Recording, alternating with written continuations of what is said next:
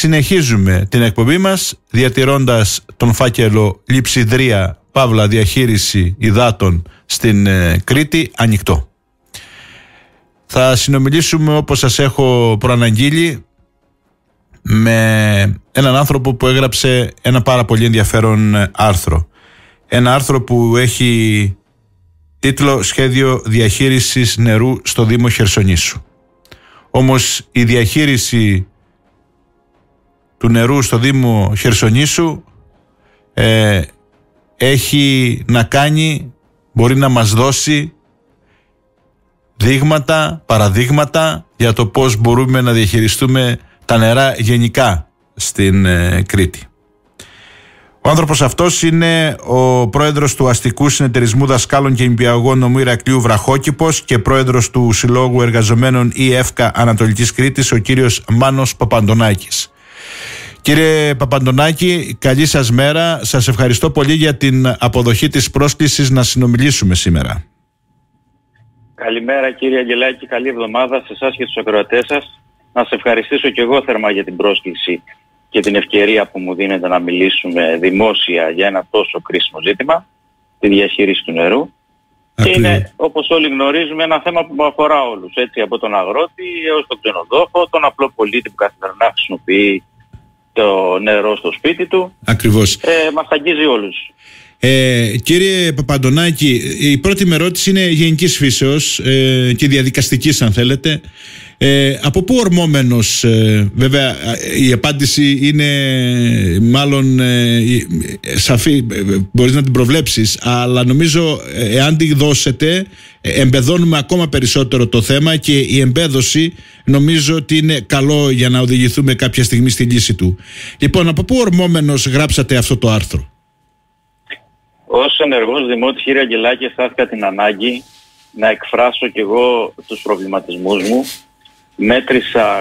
Μελέτησα κάποια δεδομένα, κάποια τεχνικά έργα που έχουν γίνει ή σχεδιάζονται να γίνουν και σε συνδυασμό με τη διαβούλευση που άνοιξε για το νέο κανονισμό άρδευσης του Δήμου Χερσονήσου, οδηγήθηκα στη διαμόρφωση συγκεκριμένων προτάσεων. Το θέμα βέβαια είναι, αν μη τι άλλο, πιο επίκαιρο από ποτέ, καθώς το τελευταίο καιρό βλέπουμε τι συμβαίνει με τον Αποσελέμη, τα προβλήματα που αντιμετωπίζει και ο Δήμος Χερσονήσου και ο Δήμος Ηρακλείου με την τροφοδότησή τους με νερό. Και θα ήθελα να πω ότι η διαβούλευση για την άρδευση του Δήμου Χερσονήσου ήταν ένα κομβικό σημείο στο οποίο με βοήθησε να καταθέσω τις σκέψεις μου στη Δημοτική Επιτροπή, συγκρίνοντας βέβαια και κανονισμούς άλλων παραθαλάσσιων δήμων, έτσι ώστε αν μπορούμε όλοι μαζί να συμβάλλουμε στην καλύτερη διαχείριση του πολύτιμου αυτού αγαθού.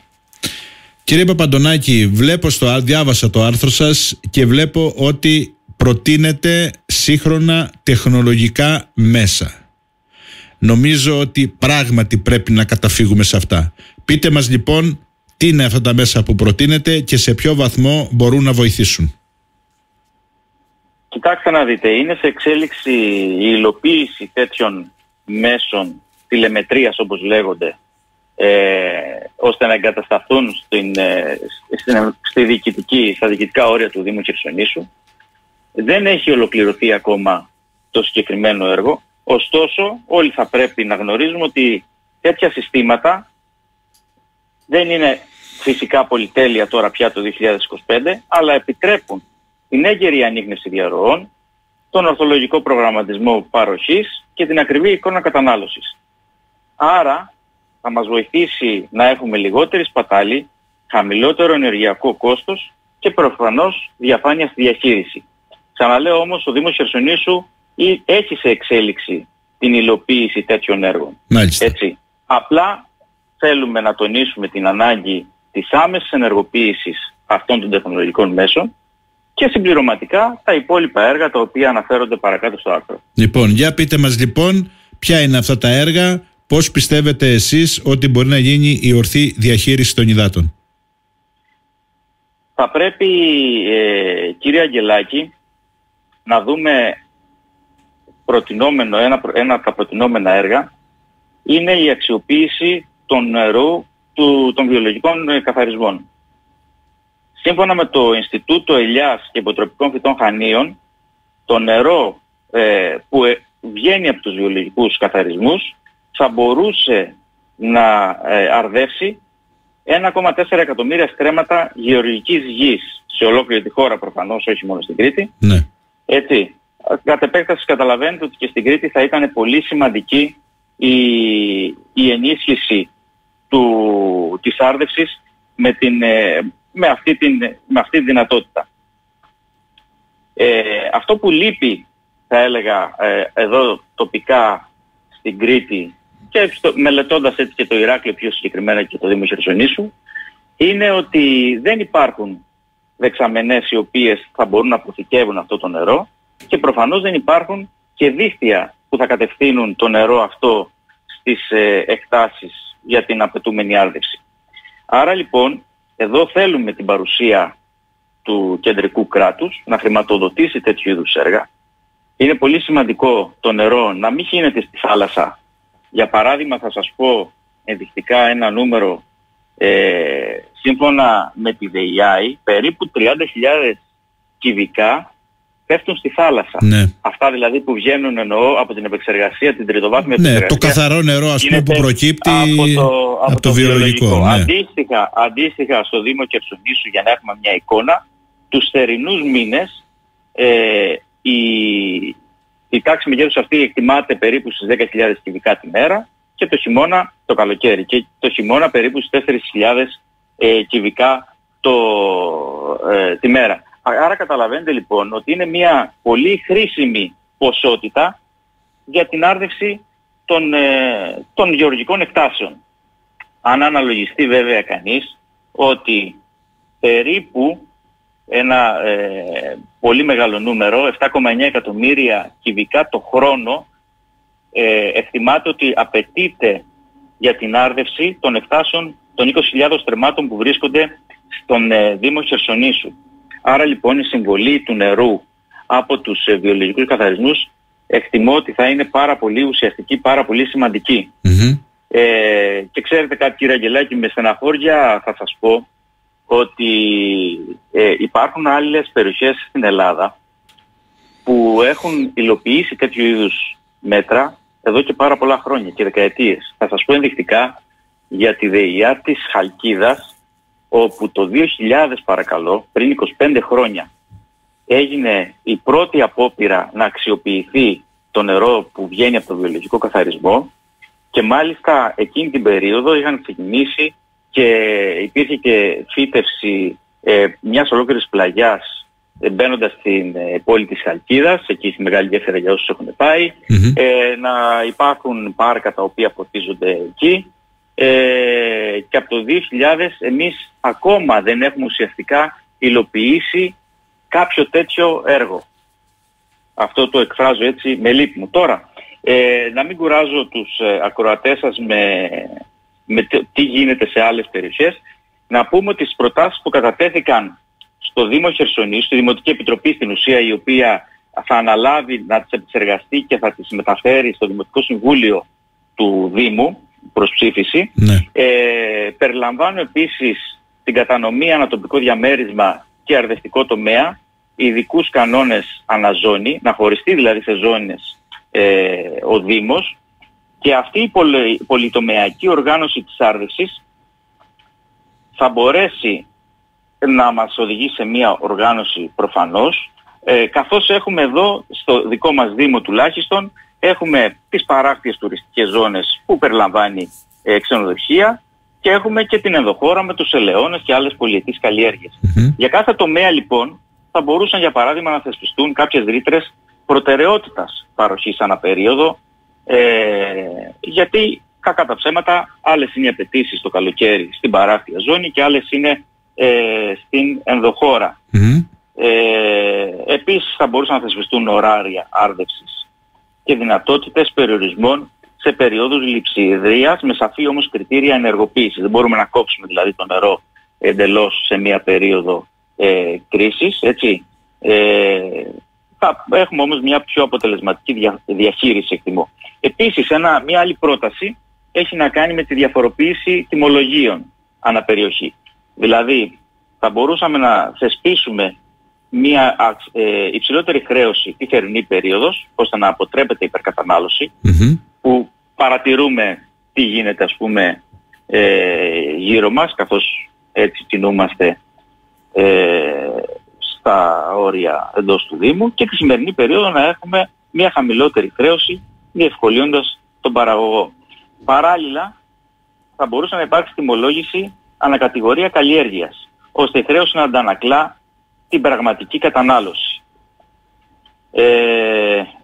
Έχω συμπεριλάβει και άλλες λεπτομέρειες έτσι που αφορούν την διαφοροποίηση τιμολογίων. Να σας πάω όμως και σε μια άλλη πρόταση. Για να γίνουν όλα όσα προανέφερα, απαιτείται προφανώς να υπάρξει ένα μητρό αρδευόμενο καλλιεργειών. Πολύ σημαντικό αυτό. Σε τι θα μας βοηθήσει, κύριε Αγγελάκη? Θα μας βοηθήσει να έχουμε μια διαφάνεια και ένα στοχευμένο προγραμματισμό. Ακριβώς. Επιτρέπει προφανώς το μητρό τεκμηριωμένες αποφάσεις σε περίοδους περιορισμών, βοηθά στον ετήσιο προγραμματισμό παροχών τομέα και δημιουργεί ίδιο πεδίο, μειώνοντας αδιαφανείς πρακτικές. Μπορούν αυτά τα μέτρα, κύριε Παπαντονάκη, να εφαρμοστούν και στην περίπτωση της ίδρευσης, και σε ποιο βαθμό? Κοιτάξτε να δείτε, στην περίπτωση της ίδρευσης, επειδή έχει σχεδόν ολοκληρωθεί το έργο της τηλεμετρίας, και επειδή σίγουρα έχουμε περισσότερα στοιχεία για τα σπίτια που υπάρχουν, για τους μόνιμους κατοίκους, δηλαδή εκεί δεν χρειάζεται να δημιουργηθεί κάποιο μητρό. Η εφορία, δόξα τω Θεώ, μας παρέχει όλες τις απαιτούμενες πληροφορίες για τους κατοίκους που υπάρχουν. Έτσι. Κάποια από αυτά τα μέτρα εννοώ. Νομίζω ότι εκεί θα μπορούσε, έχουμε στοιχεία να επισπεύσουμε την διαφανή αυτή διαχείριση. Η τηλεμετρία έτσι κι αλλιώς, είπαμε, ολοκληρώνεται. Τώρα η διαφοροποίηση των τιμολογίων είναι κάτι το οποίο θα μπορούσε να ζητηθεί. Γιατί λέω θα μπορούσε να ζητηθεί? Ο αείμνηστος Μανώλης Διαμαντάκης, ένα αξιολογότατο στέλεχος της τοπικής αυτοδιοίκησης που μας άφησε, είχε πει κατά τη συζήτηση της σύνταξης του προηγούμενου κανονισμού άρδευσης του Δήμου Χερσονήσου, είχε απόλυτο δίκιο και θα θυμάμαι αυτή την φράση του για πάντα, ότι ο κανονισμός άρδευσης συγκεκριμένα, αλλά και γενικότερα τέτοιου είδους κανονισμοί, είναι ζωντανοί οργανισμοί.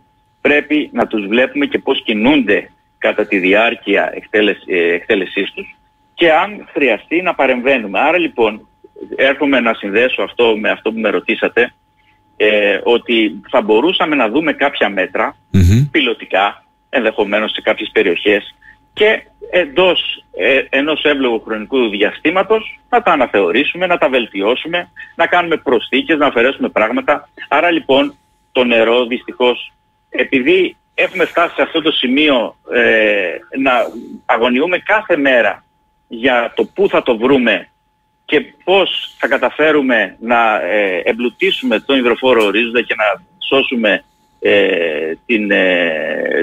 ό,τι πολυτιμότερο έχουμε, θα μπορούσαμε λοιπόν πολύ συχνά να κάνουμε συζητήσεις στους αρμόδιους φορείς, μέσα στα δημοτικά συμβούλια, στην περιφέρεια προφανώς, έτσι, για να βρούμε την καλύτερη δυνατή λύση, να δούμε ποια μέτρα ταιριάζουν, θα λέγαμε σε εισαγωγικά, στο Δήμο Χερσονήσου. Μπορεί να είναι διαφορετικά τα μέτρα που ταιριάζουν στο Δήμο Ηρακλείου. Δεν είναι όλες τις περιοχές που μπορούμε οριζόντια να εφαρμόσουμε συγκεκριμένα μέτρα. Εκεί θέλω δηλαδή να καταλήξω. Ναι, ακριβώς. Αν έχω χρόνο. Ναι, βεβαίως. Ναι, έχουμε 2 λεπτά, ναι. Ωραία. Θα ήθελα και εγώ να σταθώ στο κομμάτι που ανέφερε και ο κύριος Αγριόγιανος την Παρασκευή στην εκπομπή σας, για την αξιοποίηση του Αλμυρού ποταμού. Είναι κάτι το οποίο εξάλλου το πρότεινε και ο Δήμος Χερσονήσου όταν έδωσε στη δημοσιότητα και προς το Υπουργείο μία επιστολή με τα μέτρα που θα θέλει να υλοποιήσει ως στόχο την αντιμετώπιση της λειψιδρίας, και είναι κάτι το οποίο θα μπορούσαμε να αξιοποιήσουμε, και γιατί όχι μόνο να τροφοδοτηθεί ο Δήμος Ηρακλείου, ο οποίος συνορεύει, και ο Δήμος Μαλεβιζίου προφανώς, που είναι στα διοικητικά του όρια με τον Αλμυρό ποταμό, αλλά και ο Δήμος Χερσονήσου, ο οποίος δεν πρέπει να ξεχνάμε ότι έχει μια σημαντική βαρύτητα, έχει ένα σημαντικό φόρτο όσον αφορά για παράδειγμα τη διαχείριση των σκουπιδιών. Άρα λοιπόν αντισταθμιστικά θα μπορούσαμε να ζητήσουμε να ενισχυθούμε και με το νερό του Αλμυρού ή με το νερό του βιολογικού του Ηρακλείου. Δηλαδή θέλω να πω ότι από τη στιγμή που συνορεύουμε με τέτοιες μεγάλες υποδομές διοικητικά, θα μπορούσαμε αντισταθμιστικά να ζητήσουμε την ενίσχυση με το νερό από τέτοιες πηγές. Μάλιστα. Έτσι, όχι μόνο του βιολογικού αλλά και του Αλμυρού. Άρα λοιπόν πρέπει να κλείσω εδώ, ότι το κεντρικό κράτος, γιατί όλα αυτά ακούγονται πάρα πολύ ωραία, αλλά χωρίς την οικονομική ενίσχυση. Αφού η τοπική αυτοδιοίκηση χρηματοδοτείται από το.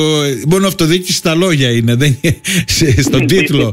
Όλα τα λεφτά έρχονται από την κεντρική κυβέρνηση. Ακούω συνέχεια παράπονα για την υποχρηματοδότηση των Δήμων, έτσι. Άρα λοιπόν είναι απαραίτητα τα δίκτυα διανομής, απαραίτητες οι μικρές λιμνοδεξαμενές, γιατί βλέπουμε τι γίνεται με τον Αποσελένη. Άρα ίσως θα πρέπει τα επόμενα χρόνια να πάμε σε λύσεις μικρότερης χωρητικότητας, μικρότερης εμβέλειας, για να έχουμε πιο εύκολη τη διαχείριση. Και μην ξεχάσω βέβαια την τρομερή υποστελέχωση που έχουν οι ΔΕΙΑ, έτσι, και ο Δήμος εδώ ο δικός μας και η ΔΕΙΑ Χερσονήσου, που απαιτεί, τα στελέχη και οι υπάλληλοι δρομονομείς απαιτούνται για να γίνουν όλα τα προηγούμενα. Βέβαια, εννοείται. Χωρίς τους ανθρώπους πώς θα δουλέψει το σύστημα. Είναι ζωή το νερό, κύριε Αγγελάκη. Δεν είναι πολυτέλεια. Σωστά. Είναι ζωή, όπως το λέτε. Δικαίωμα όλων. Ακριβώς. Και ένα δωρεάν αγαθό. Κύριε... Πρέπει να έχουμε πρόσβαση όλοι. Κύριε Παπαντονάκη, να σας ευχαριστήσω πάρα πολύ. Θα έχουμε την ευκαιρία να τα ξαναπούμε σχετικά με το θέμα, πιστεύω. Να είστε καλά. Εγώ σας ευχαριστώ. Και ελπίζω όλα αυτά που είπατε να εισακουστούν από αυτούς που πρέπει και να αρχίσει η διαδικασία επιτέλους να αμβλύνεται αυτό το οξύ πρόβλημα.